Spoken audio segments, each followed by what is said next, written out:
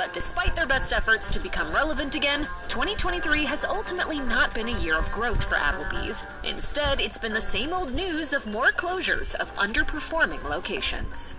With its sports bar environment, Buffalo Wild Wings has been serving up plenty of beer and chicken to its enthusiastic guests since 1982. However, a grim shadow has recently been cast over the future of this chain. Recently, Buffalo Wild Wings was criticized for serving wings to its customers that weren't actually wings. The company was even taken to court over the issue. They admitted to using chicken breast prepared and fried in such a way to make it look like boneless chicken wings, instead of using actual bird wings. If this weren't nefarious enough, the company took another hit in 2023 when it pulled all of its remaining locations out of Canada due to poor sales. These closures seem to have occurred one by one over a long period of time, leading us to wonder what might be in the works for Buffalo Wild Wings in 2024. If the underperformance and dishonest actions are any indication, the future might just be a little less wild and less wing-filled. You didn't like it. Fuddruckers got its start in Texas in 1980 with a promise that set it apart, as the buns housing its scrumptious burgers were baked daily from scratch on site. There's a lot to love about this idea, but we might not get to enjoy it for much longer. Fuddruckers is hardly the grand-scale chain that it used to be, as there are a mere 60 locations left in the United States. While the story is a long one with multiple twists and turns, it appears that a consistent dip in revenue and popularity can be attributed to Fuddruckers' acquisition by the company Luby's in 2010. The new owner made some less than popular changes that ended up driving earnings down rather than up. In 2020, Luby's itself was liquidated, and Black Titan Industries took over the flailing Fuddruckers locations. While this most recent owner has been admirably trying to rekindle things, we fear that poor Fuddruckers might be too far gone to revive. White Castle is the world's original burger chain. It got the ball rolling for all fast food beef and fry restaurants when its first location opened in 1921. But is it possible that White Castle's long reign might be finally coming to an end? Some recent financial troubles certainly have us concerned. Sadly enough, multiple White Castles have been closing across the nation. While a few shutdowns are hardly reason to panic, there's also the matter of a multi-billion-dollar lawsuit. In 2023, White Castle was sued by one of its managers, and the fallout could cost the company a whopping $17 billion. In February, a White Castle in Illinois was found to have breached state laws regarding digital identification systems. The employees had been using a technology for 10 years that failed to ask whether or not it was okay that their personal information, in this case their fingerprints, was being assessed via a third-party verification platform. It's ridiculous. The whole thing is ridiculous. This is illegal in Illinois. The state Supreme Court ruled that the franchise had to pay for every single instance that it occurred. A payout of this magnitude would certainly be difficult to recover from, so it's definitely reason enough to worry about White Castle's long-term future. Originally known as Boston Chicken, Boston Market has been on the decline for years, and things certainly haven't improved much in 2023. There are currently about 310 locations in the U.S. While that might not sound too concerning, if you take a look at the bigger picture, some major issues begin to become clear. At its peak, Boston Market could boast 1,200 locations. So what has led to such a severe downsizing? For one thing, there has been a fair bit of scandal. In August 2023, 27 different locations were ordered to be closed by the Labor Department of New Jersey when it emerged that the franchise owed its workers $600,000 in outstanding wages. The company also had to pay a fine of $2.6 million, which only added to their pile of financial troubles. Obviously, Boston Market will need to implement some changes if it ever hopes to turn around its fortunes. There's nothing quite like filing for bankruptcy to signal the beginning of the end for a restaurant chain. And this is exactly what Old Country Buffet appears to be going through. The formerly popular all-you-can-eat chain once had more than 600 locations to its name. But as of 2023, they're down to a mere 13. Yes! Yes! Which appear to be standing, but not actually operating. What could be to blame for this downfall?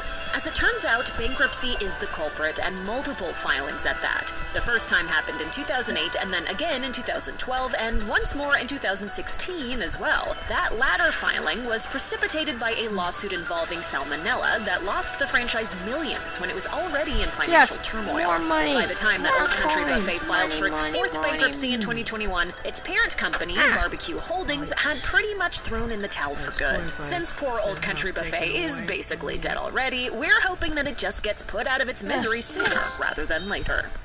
While it might seem impossible that a burger chain as iconic as Steak and Shake could be destined for eternal doom, the evidence speaks for itself. The company's footprint has been slowly and quietly diminishing for a while now. In 2018, QSR Magazine reported that the chain had 626 locations under its belt. By 2022, the number had been reduced to just over 500. Now, at the end of 2023, there are a total of 493 Steak and Shakes across the United States. But surprisingly enough, as reported by Restaurant Business, the franchise's overall sales actually improved throughout 2023.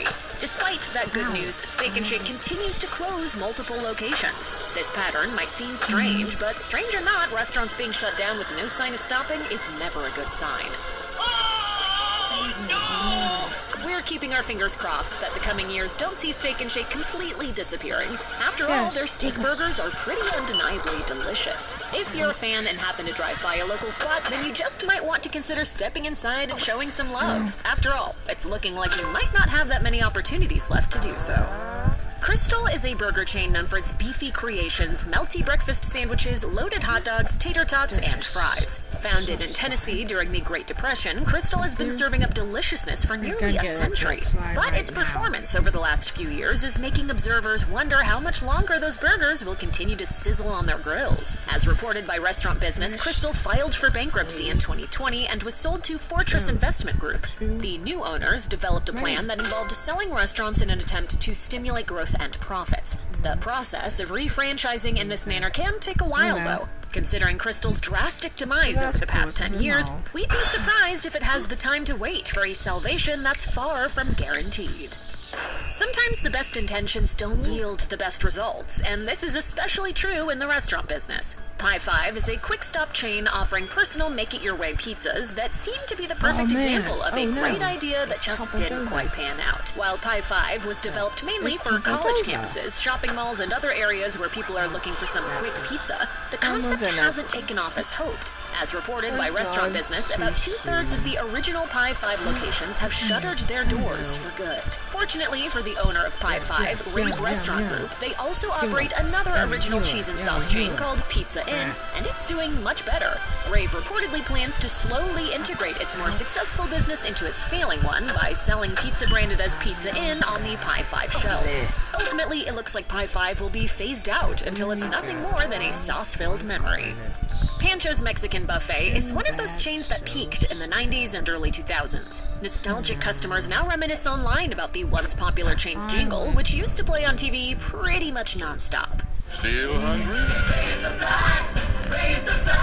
However, Pancho's has sadly and slowly dwindled since its golden age, from around 140 locations at its prime, all the way down to just 2, both in Texas. Though it's hard to determine exactly what has led to its demise, the trouble seems to have when the company came under new ownership in 2001.